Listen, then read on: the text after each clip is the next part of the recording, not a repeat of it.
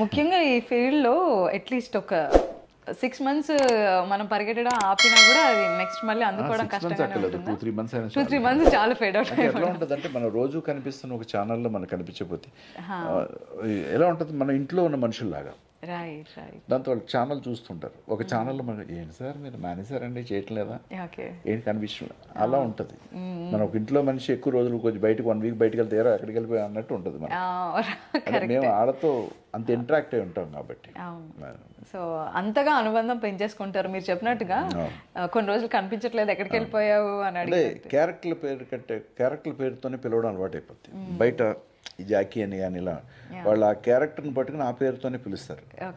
అందుకని ఏంటంటే మనం అంత ఇంట్లో మనుషులా అయిపోతాం. రైట్. అది మనం నిజంగా బ్లెస్డ్ అనమాట మనం. ఓకే. సో ఏ క్యారెక్టర్ నేమ్తో మిమ్మల్ని ఎక్కువగా పిలుస్తూ ఉంటారు? చాలా ఉన్నాయన్నమాట. నేనంటే మామూలుగా జాకీగానే పరిచయం. కొన్ని ఇప్పుడు శంకర్ ప్రసాద్ అని ఈటీవీలో రంగుల రాటం సీరియల్ జరుగుతుంది, అంత శంకర్ ప్రసాద్ నా క్యారెక్టర్ పేరు. ఇప్పుడు అది రన్నింగ్లో ఏ సీరియల్ ఉంటే ఆ సీరియల్ పేరుని జనాలు గుర్తుపెట్టుకుంటారు. మేము ఎప్పటి నుంచో ఉన్నాం కాబట్టి జాకీగా నేను తెలుసు కాబట్టి ఆ క్యారెక్టర్తో పాటు కొంత